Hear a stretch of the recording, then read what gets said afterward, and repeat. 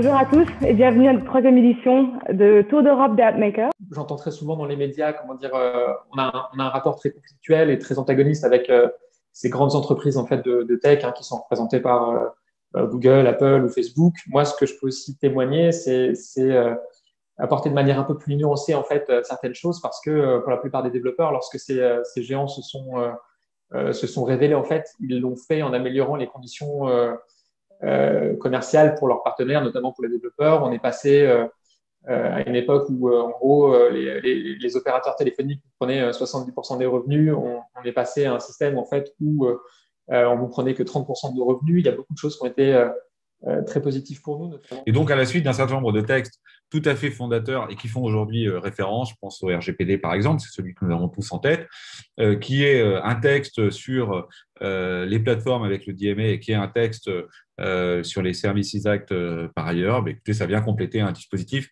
de nature, encore une fois, à être accueillant pour le business et en même temps soucieux que la concurrence, c'est une doctrine quand même extrêmement importante en Europe de concurrence libre et non faussée, et bien que cette concurrence libre et non faussée puisse s'exercer quand bien même l'application de ce droit, après que certains occupent des positions dont on peut juger qu'elles sont dominantes et qui se traduisent parfois avec des appellations de type gatekeeper, par exemple, et qu'il nous faut qualifier.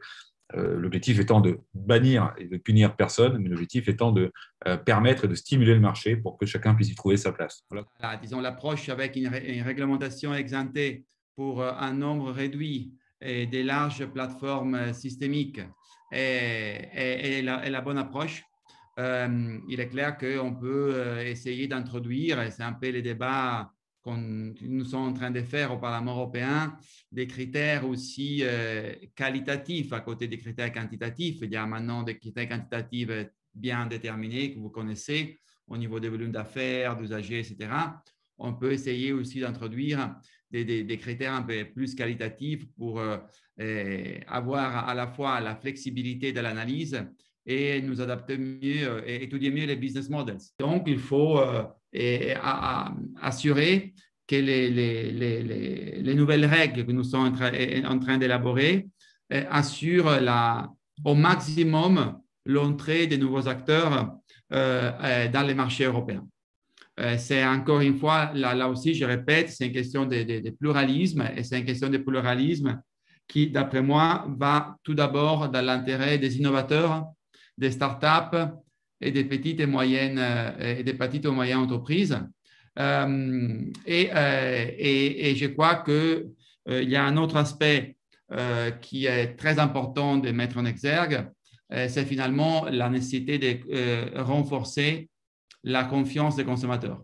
Donc, en fait, le DMA, c'est tout simplement la réglementation pour la réglementation, en confiant des pouvoirs considérables à la Commission européenne, des pouvoirs bien supérieurs à tous ceux qu'elle a pu avoir dans le passé, même sur des marchés extraordinairement compliqués à déréguler, comme ceux des télécoms.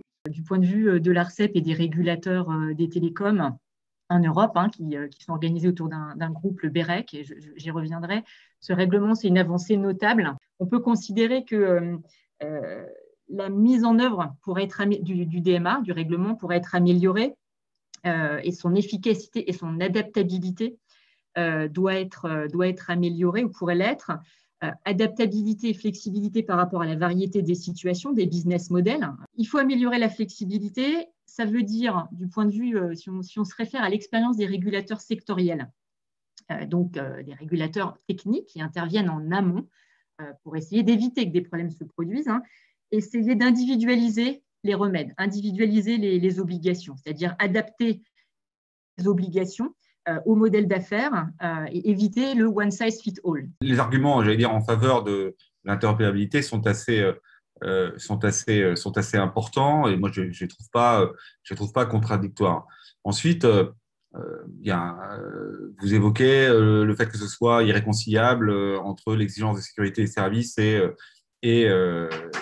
l'interopérabilité. Je peux juste dire que les exceptions de sécurité ont toujours fait partie des exceptions admises, à condition qu'elles ne soient pas instrumentalisées. Donc non, l'interopérabilité peut être une solution. L'imposer comme une solution générale, ce que effectivement le règlement, le DMA prétend pour certains acteurs, est à mon avis une erreur considérable de perspective et qui n'est pas en réalité assis sur des travaux économiques qui sont suffisamment sérieux.